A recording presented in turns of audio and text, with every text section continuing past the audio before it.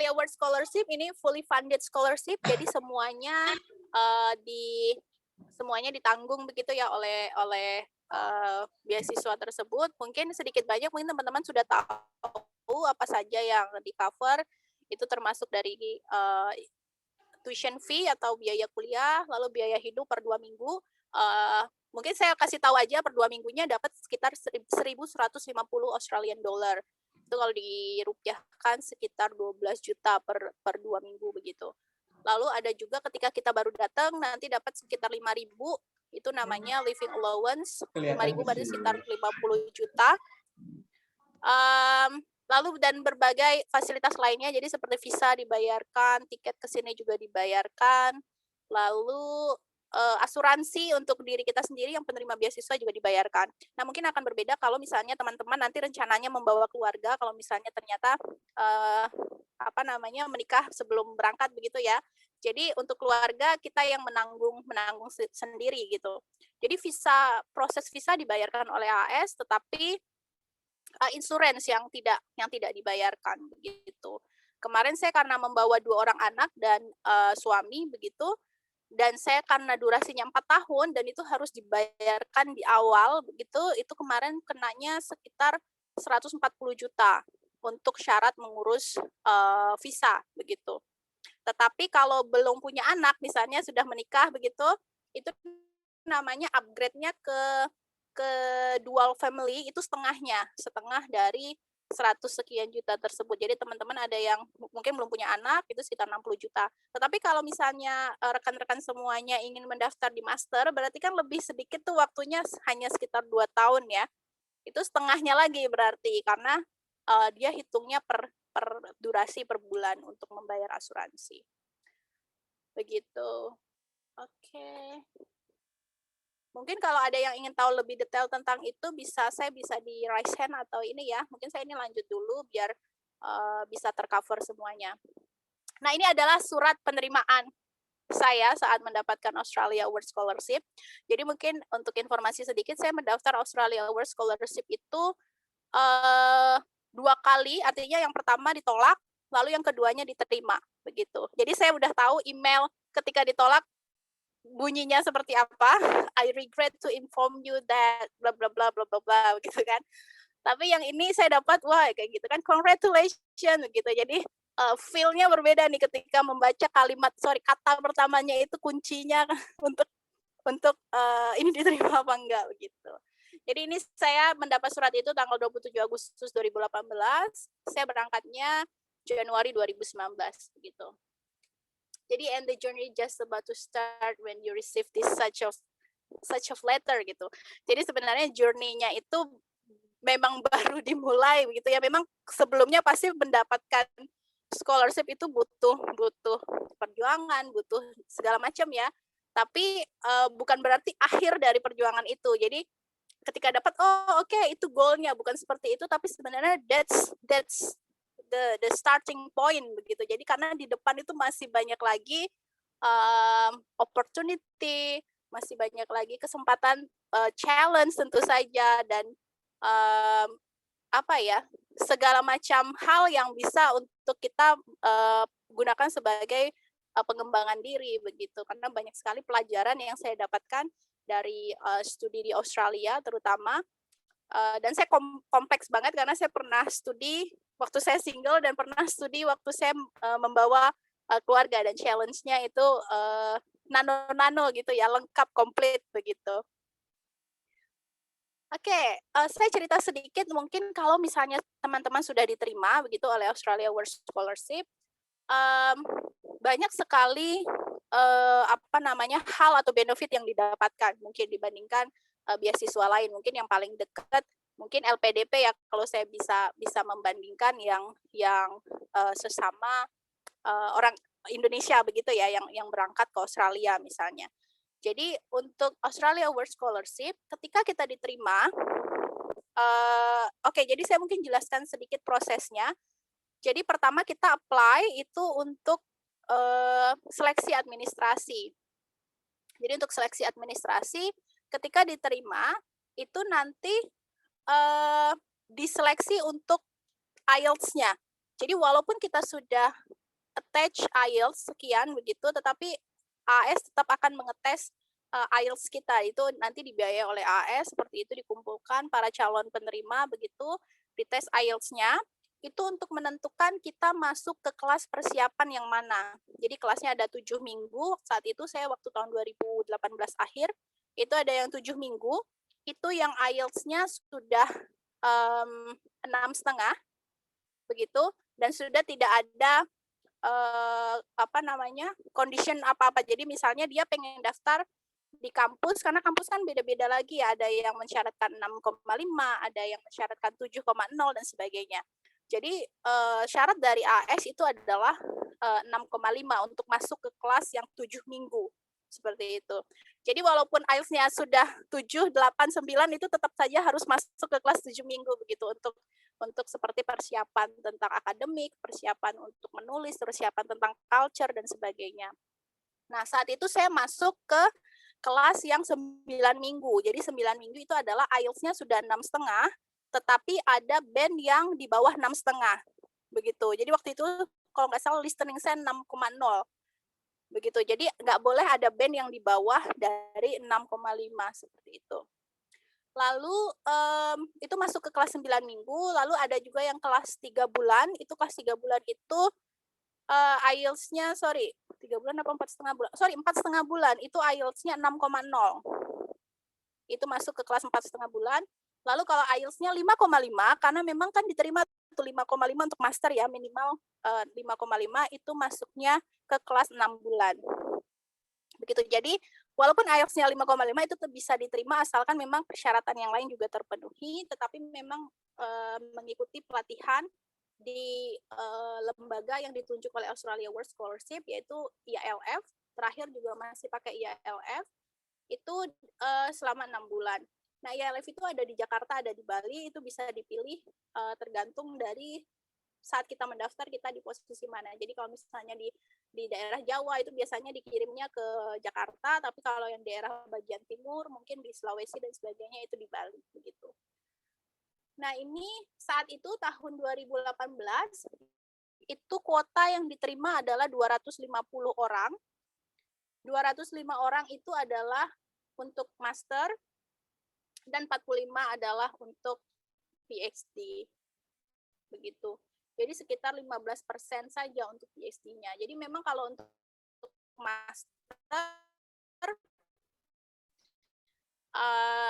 peluangnya lebih besar begitu. Mohon maaf untuk masternya. Masih master. Master ya, Mbak? Semuanya master ya. Oke. Mungkin karena ada perbedaan perbedaan persyaratan, lalu perbedaan juga nanti dalam programnya begitu, karena nanti untuk yang PhD itu ada tambahan lagi kelas 2 minggu itu namanya PhD program kayak gitu untuk mempersiapkan tes research-nya dan sebagainya. Nah, ini waktu semua awardee di tahun saya begitu berkumpul dan waktu itu di foto itu kayaknya ini acara pembukaan kalau nggak salah. Oh, ini adalah Batik Day. Gitu. Jadi kita berkumpul ini kelas 7 minggu dan 9 minggu. Jadi kelas 7 minggu dan 9 minggu itu bareng lesnya karena akan berangkat di awal tahun depan. Jadi biasanya AS itu dia pengumuman bulan Agustus begitu. Lalu lesnya dimulai sekitar bulan September. Lalu nanti Januari udah berangkat karena tahun ajaran baru di Australia semester besarnya di Januari. Itu untuk kelas 7 minggu dan 9 minggu yang IELTS-nya sudah 6,5 atau IELTS-nya 6,5 tapi ada band yang di bawah 6,5 begitu. Tapi kalau yang di bawah 6,5 berarti yang 6,0 dan 5,5 itu berarti ikut yang 4,5 bulan sama 6 bulan itu berangkatnya nggak bisa di Januari. Jadi berangkatnya di bulan Juni seperti itu. Jadi selisih 6 bulan dengan yang 7 minggu dan 9 minggu. Oke, lalu ini juga benefit yang didapatkan kalau diterima oleh AS begitu. Ini ada namanya Australia Award Scholarship Pre-Departure Briefing. Ini sangat-sangat penting, artinya sangat-sangat bermanfaat sekali karena saya waktu itu pernah S2 tanpa adanya pre-departure briefing yang di arrange sedemikian rupa begitu. Jadi ini sangat bermanfaat sekali. Jadi diajarkan nanti di sana gimana pakai SIM, gimana bayar pajak, gimana. Jadi hal-hal yang terkait dengan kehidupan di Australia itu nanti disampaikan di departure briefing itu terkait visa, terkait nanti cari childcare gimana, nanti cari kerja kalau mau kerja gimana, nanti segala macam itu nanti dijelaskan. Jadi pembekalannya sangat-sangat komprehensif dan sangat-sangat berguna sekali. Lalu yang juga membedakan dengan beasiswa lainnya, AS juga menyediakan namanya University Information Day. Jadi ini menarik banget untuk awardee karena apa? Saat kita mendaftar, itu kan kita tentukan kampusnya misalnya. Misalnya teman-teman ada yang mau ke University of Sydney atau University of Adelaide begitu. Ketika diterima, itu kita bisa ubah atau ganti universitasnya. Jadi setelah kita diterima, AS akan mengadakan University Information Day. Itu dia mengundang hampir seluruh universitas di Australia, wakil dari universitas di Australia untuk datang ke Jakarta, dan dia buat kayak stand-stand gitu. Jadi dia kayak jualan gitu, dan kita tuh kayak benar-benar yang kayak calon pembeli dan memang potensial banget karena kita udah megang scholarship-nya. Jadi itu orang-orang representatif dari kampus itu kayak, halo sini gimana, oh gimana ada yang bisa dibantu, oh nanti saya kontakkan dengan ini. Jadi benar-benar kita tuh benar-benar dilayani sebaik-baiknya begitu, dan dia kayak berebutan supaya kita mau daftar di kampusnya dia begitu. Oh ini saya ada program ini, oh muslimnya nanti ada musola loh di sini, nanti ada support untuk anak bla bla bla, dan dia akan promosi habis-habisan di situ agar kita masuk ke kampusnya begitu. Nah itu adalah University Information Day. Itu kalau nggak salah setelah kita diterima, itu kita sudah masuk kelas 7 minggu dan 9 minggu itu sekitar 2 minggu atau 3 minggu itu ada University Information Day. Setelah University Information Day baru kita tentukan kita mau ke kampus mana, apakah kita ganti atau kita tetap saat apply saat itu. Jadi saya termasuk orang yang mengganti kampus. Jadi saat saya apply, saya masuknya ke University of Wollongong lagi karena saat itu saya sudah punya calon supervisor di sana dari supervisor S2 saya begitu. Dan itu memang hal yang paling memungkinkan saat itu saat saya apply AS kan, karena butuh surat rekomendasi dari calon supervisor atau ada yang memberi referral letter dan sebagainya. Tapi setelah berjalannya waktu, oke, saya kayaknya ganti nih supervisornya yang lebih cocok. Akhirnya saya daftar di Curtin University. Dan itu semuanya AAS yang mengerjakan. Jadi kita benar-benar cuma duduk santai, kita cuma kasih dokumennya, itu semuanya dia yang kontak ke kampus. Karena AAS itu punya staff di semua kampus. Jadi ada nanti staff di semua kampus yang ngurusin anak-anak AS, khusus ngurusin anak-anak AS. Jadi kalau kita misalnya saya ada permasalahan gitu, saya harus datang ke dia dulu, namanya Student Contact Officer. Itu di bawah staffnya di FED, itu yang mengurus mahasiswa AS di setiap kampus. Jadi nanti dia AS di Indonesia, namanya AAI, Australia Awards Indonesia, yang akan kontak dengan Student Contact Officer di kampus yang dituju. Nanti dia ngurus dari segi pendaftaran, dari segi bahkan sampai ke penjemputan kita, dari segi kita tinggal di mana dulu sebelum dapat akomodasi, dibantuin cari akomodasi, dan sebagainya. Lalu ini kelas saya nih, kelas 9 week 3, jadi kelas 9 week. Nanti ada satu guru natif yang nanti akan membimbing kita selama 9 minggu begitu di kelas itu. Jadi itu diajarkan cara menulis, jadi bukan diajarin IELTS lagi, jadi bagaimana cara menulis akademik. Lalu juga ada kelas culture, jadi gimana sih, apa sih culture-nya orang Australia yang perlu kita ketahui, mungkin yang nggak boleh seperti apa, yang nggak polite seperti apa, seperti itu. Harus gimana kalau misalnya ada yang mengadres profesor saat kita meeting dan sebagainya, itu diajarkan. Lalu ini sertifikat saat untuk mengikuti kelas itu, jadi saya dari 6 September sampai 2 November 2018. Lalu benefit lainnya saat saya mengikuti kelas 9 minggu tadi, untuk setiap acara di Embassy Australia itu kita di-invite. Jadi ini saat ini ada acara di Kedutaan Australia di Jakarta begitu, ini berbagai. Lalu ini juga ini ambasador Australia, jadi duta besar Australia juga mengundang kita datang begitu. Jadi kita kayak dianggap duta Indonesia yang datang ke Australia begitu. Jadi disambut oleh duta besar, selamat datang. selamat sudah mendapatkan Australia World Scholarship dan sebagainya begitu. Jadi banyak sekali pengalaman dan kesempatan yang mungkin tidak ternilai harganya begitu saat mendapatkan beasiswa itu. Lalu kalau ini khusus untuk PhD gitu, jadi setelah 9 minggu yang PhD yang 45 orang tadi dikumpulkan, dibuat kelas lagi untuk mengikuti PhD program itu 2 minggu. Selama 2 minggu itu didatangkan profesor dari Australia untuk mempersiapkan proses PhD kita. Kalau jangan ditanya untuk tugasnya, itu saya sampai jam 3 apa jam 4 dikasih bahan bacaan gitu ya, karena cuma 2 minggu dan kita harus sudah ready dengan proposal, dan di akhir kita harus kayaknya setiap 2 hari sekali saya harus presentasi gitu. Presentasi di depan, dan terakhir juga ada presentasi tentang research dan nanti dapat masukan begitu.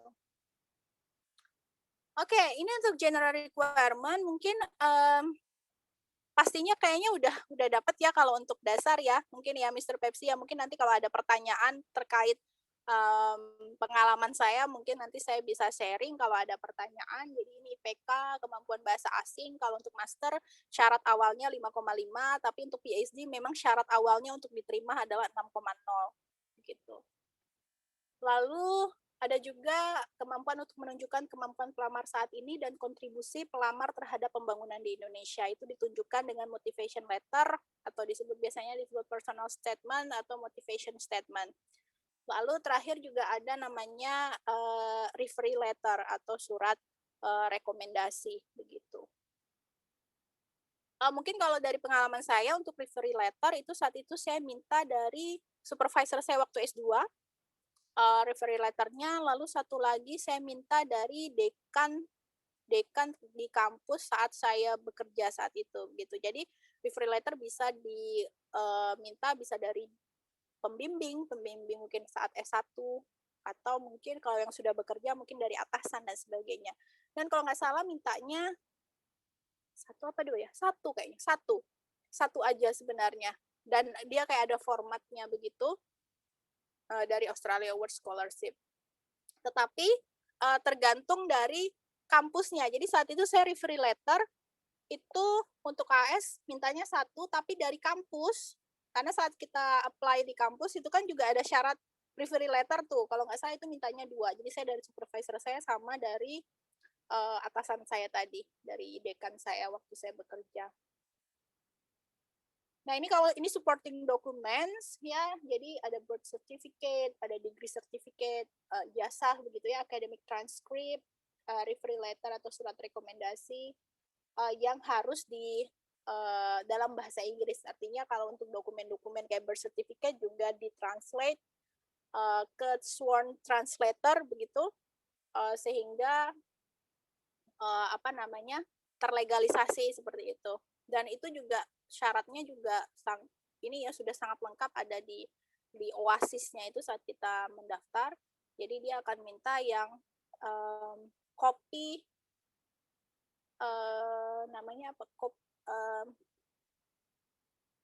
copy certified ya, copy certified. Jadi kita copy, lalu ada seperti legalisirnya, lalu itu yang kita upload di OASIS tersebut. Oke, lalu ini kemampuan bahasa Inggris. Waktu tahun saya saat apply pertama itu masih menerima TOEFL. Jadi saat kita apply dokumen-dokumen itu masih menerima TOEFL, tetapi saat kita sudah diterima tetap nanti akan dites dengan IELTS begitu. Jadi untuk syarat utamanya boleh dengan TOEFL, tetapi saat itu saya langsung menggunakan IELTS saat mendaftar di awal begitu. Nah, ini adalah introductory academic program. Jadi setelah kita berangkat, program tambahannya tuh tidak berhenti sampai di situ 9 minggu plus 2 minggu tadi. Apalagi teman-teman ada yang 4,5 bulan atau 6 bulan gitu ya. Jadi sampai di kampus itu ada program lagi dari kampus yang diadain AS dari kampus itu begitu. Tapi khusus anak-anak AS, dan kita ketemu dari seluruh penerima AS dari negara lain. Jadi keuntungannya juga untuk Australia World Scholarship dari segi link, dari segi kenalan dan sebagainya itu oke banget. Karena waktu itu saya ngerasa banget waktu dapat beasiswa Dikti mungkin nggak punya kesempatan untuk itu. Jadi kita yang make friend, paling juga temennya mungkin teman sekelas atau mungkin kalau kita ikut kegiatan dan sebagainya. Nah, kalau ini kita memang dihubungkan dari semua penerima AS dari negara-negara lain dikumpulkan di dalam satu kelas begitu. Nah, itu sekitar 6 sampai 8 minggu. Jadi pokoknya kenyang banget dengan program. Jadi masuk kuliah itu benar-benar udah full gitu, maksudnya udah tahu ini diajarin, kita jadi kayak ditunjukkan tour library kayak gitu. Lalu ditunjukin satpamnya di sini segala macam, jadi semua fasilitas-fasilitas di kampus ditunjukin. Lalu kita juga dapat privilege kayak kayak kita kayak dapat member khusus begitulah untuk di library. Jadi kayak untuk program-program tertentu itu kalau di Kertin ya waktu itu saya kurang tahu kalau di kampus lain. Jadi pokoknya kayak diistimewakan lah begitu. Jadi setiap program saat les ini juga disediakan makan kayak gitu, snack makan dan sebagainya. Nah, selain itu, ketika sudah diterima, itu banyak sekali program-program juga, engagement program namanya. Jadi pada saat kita diterima, AS ngadain kumpul atau ketemuan dengan seluruh mahasiswa penerima beasiswa AS dari seluruh negara, dari semua kampus. Kalau tadi kan hanya Kertin aja tuh yang dapat program satu kelas. Ini karena saya lagi di Western Australia dan kampusnya kan ada University of Western Australia, ada Curtin University, ada Murdoch University, ada Edith Cowan University. Ada 4 kampus besar dan ini dikumpulkan, jadi kayak diundang begitu. Lalu dari DFED kayak welcome segala macam, dapat souvenir, dikasih makan enak kayak gitu, untuk kayak supaya kita kayak bisa link ya antar awardee begitu. Selain itu juga AS buatin kayak kartu nama AS begitu. Jadi supaya kita bangga dengan bahwa maksudnya kamu awardee AS kayak gitu. Jadi kalau misalnya ketemu orang, oke, aku adalah awardee AS kayak gitu. Lalu juga ada kegiatan untuk khusus tahun saya. Jadi kalau ini di seluruh angkatan ya. Jadi yang kuliah udah semester 8, semester 6 itu diundang. Lalu khusus angkatan saya waktu saya datang itu juga ada welcoming program lagi dari AS itu di Adelaide. Jadi saya dipesankan tiket ke Adelaide, dipesankan hotel, dikasih uang untuk jalan-jalan, dikasih voucher untuk naik taksi. Jadi dari taksi ke rumah ke bandara di Perth dikasih voucher. Jadi pokoknya jangan keluar uang, pokoknya kamu gitu. Terus dikasih uang gitu, ditransfer itu selama biaya hidup di Adelaide. Walaupun di hotel sebenarnya udah dapat makan kan, sarapan juga udah dapat untuk jalan-jalan. Jadi ada staf khusus AS yang ngurusin awardee Indonesia. Nanti untuk yang awardee dari Filipina ada stafnya khusus lagi. Jadi yang di Adelaide itu khusus yang untuk di Indonesia diundang. Jadi karena saya di Perth kan jauh ya dari Sydney dan Melbourne, karena Perth itu kan di Western sendiri, terisolasi sendiri. Itu juga keuntungannya kenapa COVID tidak terlalu banyak menyebar, karena memang terisolasi nyempil di barat, karena dari Sydney jauh banget. Jadi dari Sydney ke Perth itu sama dengan Perth ke Bali. Jadi kalau saya ke Sydney itu 4 jam naik pesawat, sedangkan saya ke Bali itu 3,5 jam naik pesawat gitu. Jadi orang Perth lebih suka ke Bali daripada ke Sydney ataupun ke Melbourne begitu. Jadi kita terisolasi banget. Jadi saya diundang yang dari Perth itu diundang ke Adelaide, jalan-jalan begitu.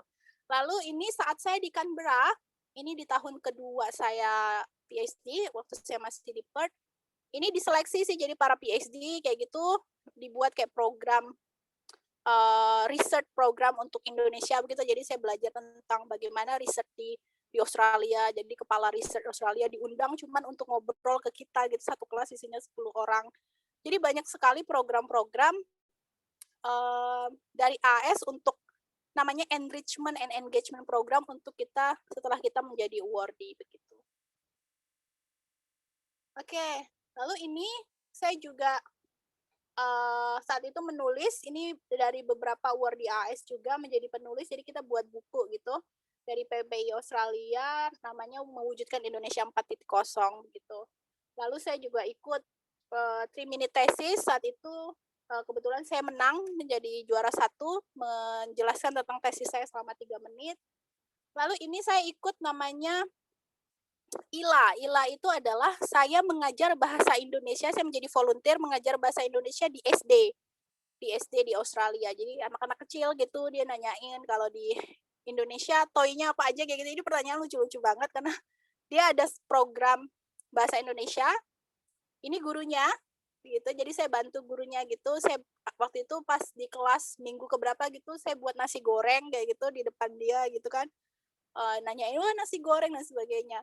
Dan ini saya kasih ini karena apa? Jadi untuk kerja dengan anak kecil, jadi kita berinteraksi dengan anak kecil di Australia itu tidak sembarangan karena saya harus punya namanya working with children check. Jadi itu saya harus daftar, harus masukin criminal record, jadi kayak police clearance segala macam. Pokoknya baru saya boleh berinteraksi dengan anak kecil. Jadi kebetulan suami saya juga bekerja sebagai cleaner di sekolah SD. Jadi suami saya jadi staff Department of Education Australia gitu. Walaupun jadi cleaner gitu, tapi dia kayak PNS kontrak kayak gitulah ya. Itu juga harus punya working with children, harus punya police check, sama satu lagi criminal check apa kayak gitu. Jadi ada 3 certified registered yang harus dipenuhi. Begitu. Dan ini adalah ini ya. Remember getting a scholarship is not an instant process. Dan saya pastinya sudah yakin sekali juga pasti Mbak Kaida, Mas Syahmirwan dan Mas Tommy juga pastinya sudah menjalani proses mulai dari mencari tahu tentang scholarship-nya, lalu menentukan kampusnya, itu juga udah takes time ya. Dan ketika kita mempersiapkan itu, mimpi itu tetap harus ada begitu. Maksudnya karena prosesnya lumayan lama, kadang kan ada juga yang oh ya udahlah gitu, mimpinya mungkin menjadi pudar dan sebagainya. Tapi kalau saya boleh bersaran, ketika proses itu mimpi itu tetap digenggam erat-erat untuk menjadi penyemangat begitu. Dan ini foto-foto saya waktu di Perth bersama keluarga begitu. Akhirnya anak saya bisa main dengan kanguru, megang-megang kanguru. Mungkin jadi penyemangat buat teman-teman semua di sini, bisa foto sama kanguru, main dengan kanguru. Lalu di sini juga kalau di spring ada bunga tulip festival kayak gitu, cantik banget, bagus banget. Lalu ini saat autumn, gitu. Jadi ada 4 musim ya. Jadi pada saat ini saat musim dingin, yang ini saat spring. Jadi ada bunga canola. Ini adalah canola flower. Jadi untuk minyak canola itu kayak ladangnya cantik banget. Lalu kalau di spring juga ada bunga tulip. Lalu ini pada saat autumn itu pohon-pohon kuning dan sebagainya cantik banget. Lalu ini di saat summer, ini baru aja saat saya liburan kemarin. Lalu ini anak saya sekolah gitu dengan teman-temannya, dan salah satu pengalaman dan mungkin hal yang tidak ternilai juga, anak saya bisa belajar bahasa Inggris tanpa les bahasa Inggris begitu. Dan tapi challenge-nya juga bagi saya adalah sekarang dia udah mulai lupa bahasa Indonesia gitu. Jadi kadang kalau saya kan kalau udah mungkin namanya ibu-ibu gitu yang ngomel gitu kan, kalau pakai bahasa Inggris kan capek ya, maksudnya harus mikir gitu loh. Kalau ngomel kan pengennya kayak gitu kan. Nah, itu dia kayak yang kayak gitu kan. Dia nggak ngerti maksudnya what do you mean mami kayak gitu. Jadi kadang ayahnya bilang gitu, "Bang, lututnya diangkat," gitu. Nah, dia bingung lututnya di mana gitu, lututnya yang mana. "Abang, watch out your knee," kayak gitu. Dia langsung jadi kadang ya itu mungkin challenge-nya juga challenge yang menarik dan lucu sebenarnya ya. Jadi karena kita pakai 2 bahasa gitu kan, saya dengan suami masih ngomong bahasa Indonesia gitu. Jadi dia ngerti bahasa Indonesia, tapi walaupun nggak semua kosakata dia tahu gitu. Tapi dia kalau kayak saya ngomong bahasa Indonesia, dia balesnya bahasa Inggris kayak gitu. Dan accent-nya dia itu jauh lebih baik dari saya. Karena accent-nya Australian banget, dan Australian kan mungkin beda ya Mr. Pepsi yang lebih tahu dari Amerika, dari UK, dan Australian kan banyak kayak slang-slang Australian, dan orang Australia itu suka menyingkatkan kata. Jadi misalnya bilang breakfast tuh bricky kayak gitu. Memanggil orang misalnya hey mate kayak gitu, atau hey buddy dan sebagainya. Jadi dia banyak sekali slang-slang yang saya banyaknya tahu dari dia. Karena kalau di lingkungan akademik kan nggak pakai kata-kata maksudnya formal banget kayak gitu, Mr. Sir, Madam dan sebagainya gitu. Begitu. Dan ini saya waktu main ke library, jadi di sana banyak banget library, museum dan sebagainya. Kalau yang suka, saya suka sekali tour library dan museum. Jadi kalau teman-teman suka, ini surganya banget gitu. And thank you and wish all the best for your postgraduate and scholarship journey. Sekian, terima kasih. Mungkin kalau ada pertanyaan atau yang ingin didiskusikan bisa kita bahas bareng. Silakan, siapa yang mulai duluan? Ask the question. Haida, silakan. Maaf, Paman bersalah.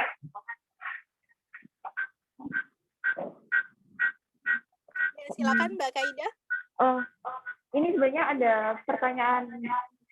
Kemarin saya bilang ke sahabat saya di kosan.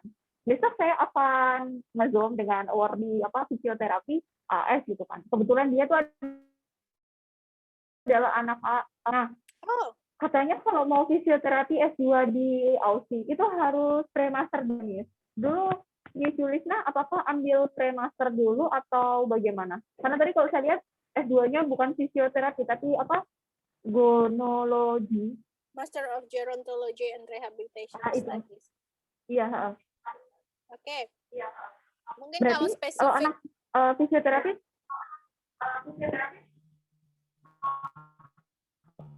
Maaf, kayaknya suaranya bergema gitu ya, Mbak Kaida ya.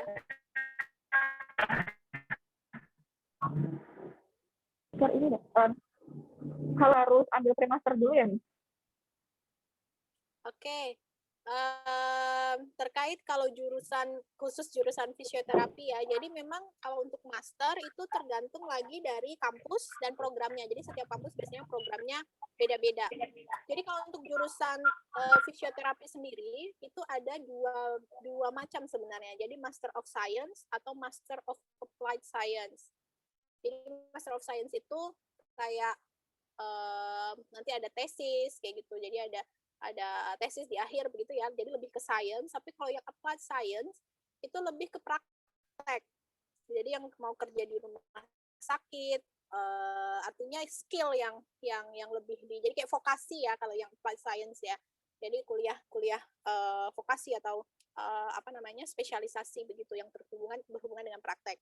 Nah, saat itu saya memang pernah ingin mendaftar Master of Physiotherapy yang applied science-nya itu, tapi saat itu karena saya beasiswa Dikti, jadi terkait dengan saat saya wawancara itu ditanya karena saya adalah dosen begitu, sehingga tidak dibutuhkan untuk yang applied science, tapi justru yang dibutuhkan adalah yang science-nya gitu, jadi yang Master of Science-nya begitu.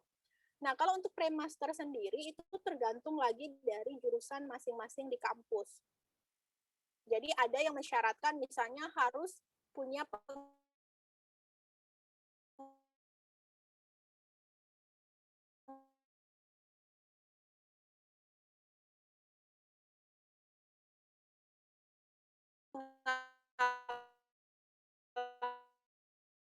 kerja minimal sekian tahun di bidang, terus bekerja di subspesialis itu selama misalnya 5 tahun atau 10 tahun. Jadi tergantung dari jurusannya masing-masing dan di setiap kampus itu, begitu Mbak. Tapi saat itu saya tidak mengambil pre-master, jadi bisa aja langsung karena artinya bachelor saya diakui menjadi bachelor, maksudnya bisa langsung masuk ke master. Dan dia memang minta kayak kurikulum, bukan kurikulum ya, kayak silabus saat S1 gitu ya. Jadi kayak apakah pada saat S1 itu sudah memenuhi untuk bisa masuk di S2 itu, apakah butuh matrikulasi begitu. Dan saat itu kebetulan saya tidak butuh, bisa langsung, jadi tidak ada kelas tambahan sebelum masuk master begitu. Oke, terima kasih banyak. Itu akan saya sampaikan ke teman kosan saya yang sangat excited. Nah, ini pertanyaan dari saya. Kalau saya sih banyak mengenai dokumen dan sebagainya, karena kan ini sedang proses ya. Nah, di situ tuh ada tulisan pekerjaan sebelumnya sama pekerjaan saat ini. Kebetulan jurusan yang saya mau itu berkaitan dengan pekerjaan sebelumnya, bukan pekerjaan saat ini. Apakah itu ngaruh ya, Miss? Oke. Itu nanti kaitannya mungkin saat Mbak Kaida menjelaskan tentang apa yang Mbak lakukan saat ini, apa pernah Mbak lakukan, lalu implementasinya ke depan ketika Mbak sudah mendapatkan beasiswa, dan apa yang Mbak akan lakukan untuk development of Indonesia. Sebenarnya kan seperti itu ya. Jadi kalau selama menurut saya selama Mbak Kaidah bisa menuliskan benang merahnya, artinya menuliskannya dengan baik dan benar, bahasanya lugas dan dipahami dengan baik, itu nyambung antara pengalaman yang Mbak punya, artinya expertise yang Mbak miliki, pengalaman dan apa yang sudah Mbak lakukan, lalu nyambung ke studi yang Mbak inginkan, dan ketika Mbak pulang, Mbak bisa melakukan sesuatu untuk development of Indonesia, begitu. Jadi sebenarnya tidak terlalu tidak masalah asalkan Mbak bisa menjelaskan itu dengan baik menurut saya. Kalau misalnya, mohon maaf Mbak, jurusannya apa ya, Mbak Kaidah? Jurusan saya akuntansi, Miss. Tapi saya aktif di organisasi sosial dan NGO itu di bidang bisnis sosial. Nah, kemudian akhir-akhir ini karena saya terjebak di Pare, saya pekerjaannya pendidikan. Itu yang sekarang tidak nyambung. Sementara saya mau S2-nya itu dengan pekerjaan saya ketika di... Halo? Kayaknya suaranya terputus ya, Mister. Keluar ya.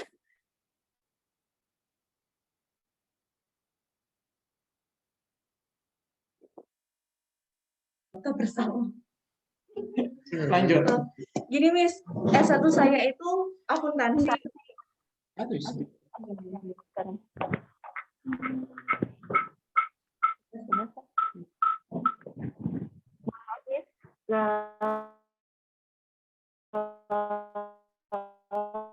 Kekurangan kami di sinyal organisasi.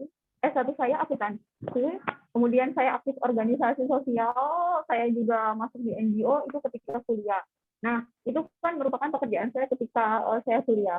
Kemudian ketika saya lulus, saya kan sekarang di Pare terjebak. Mau tidak mau saya harus bekerja di Pare saat ini gitu, karena pekerjaan saya itu tidak nyambung dengan akuntansi maupun NGO bisnis sosial saya di Surabaya. Saya sekarang bekerjanya di bidang di bidang pendidikan gitu.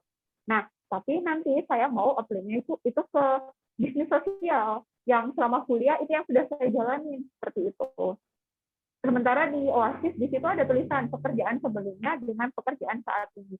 Kalau pekerjaan saya sebelumnya sebagai di bidang NGO tadi, di NGO di bidang bisnis sosial, kemudian saya berhenti di situ, sekarang saya di pendidikan. Tetapi yang saya akan tuliskan di jawaban-jawaban yang di OSIS itu tentang bisnis sosial tadi itu, Miss, gitu. Oke, sebenarnya untuk di Pare pendidikannya berarti mengajar bahasa Inggris ya, Mbak Kaidah ya? Ya, kalau di Pare saya mengajar bahasa Inggris, kemudian saya juga memanage sebuah lembaga, gitu, membantu sebuah lembaga. Jadi ada pekerjaan, jadi yang akan saya cantumkan itu lebih ke how to manage sebuah lembaga. Halo? Halo Mbak, suaranya kayaknya ke-mute ya? Apa?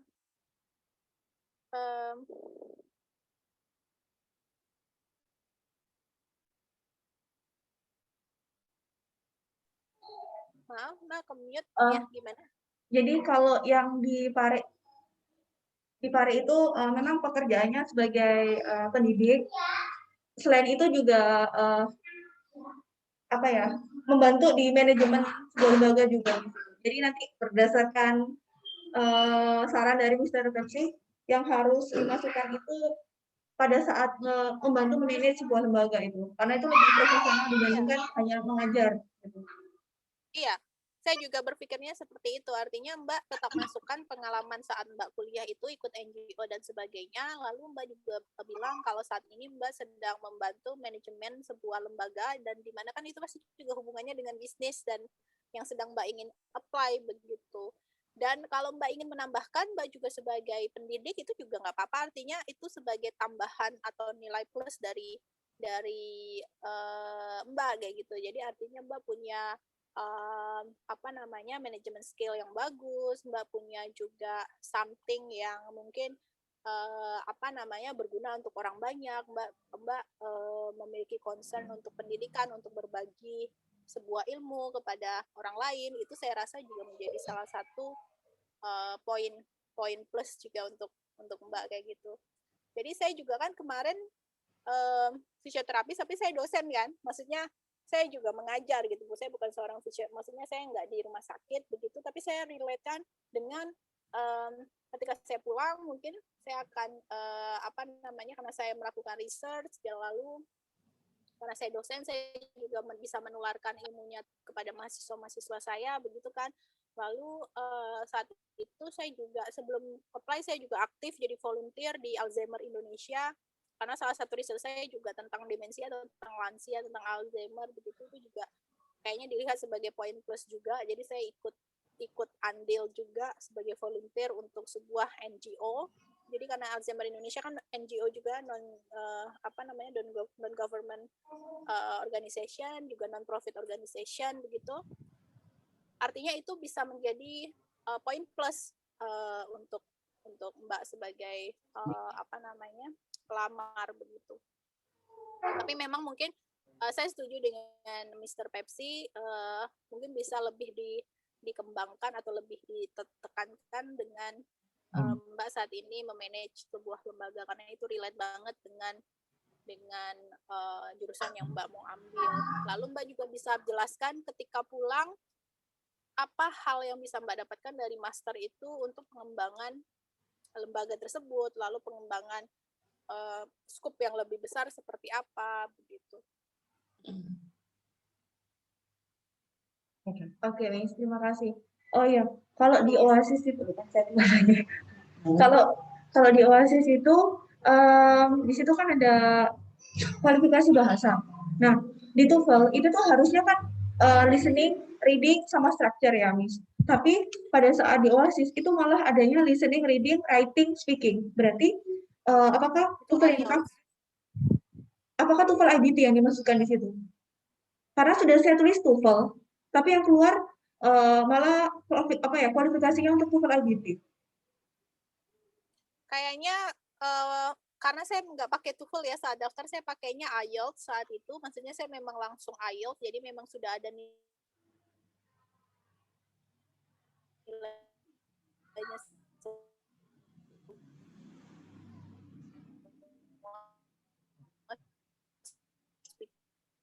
speaking, listening, writing, dan ternyata nilai speaking sama writing-nya itu begitu. Sedangkan yang institusional belum ada ya kalau sekarang. Saya kurang tahu kalau yang untuk institusional begitu. Jadi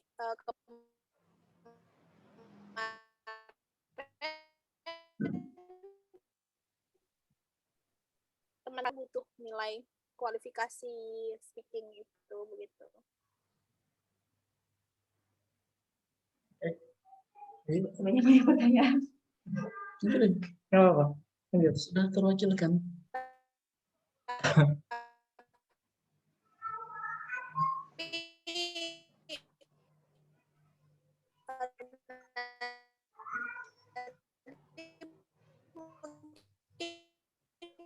Terus ini di situ kan ada tulisan pernah menerima beasiswa sebelumnya. Nah, di Oasis tuh sudah saya baca. Katanya sebenarnya itu tuh tidak berpengaruh gitu, Miss.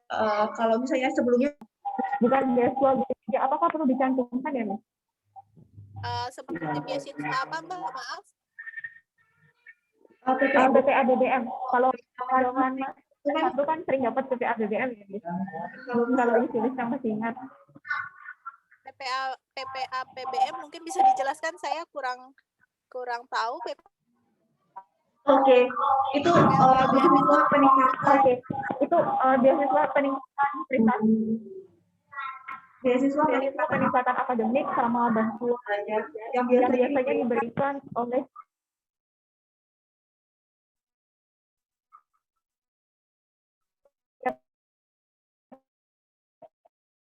Mbak bisa jelaskan di situ beasiswanya apa? Mungkin bisa dijelaskan dalam bahasa Inggris, misalnya is a scholarship that support in the bachelor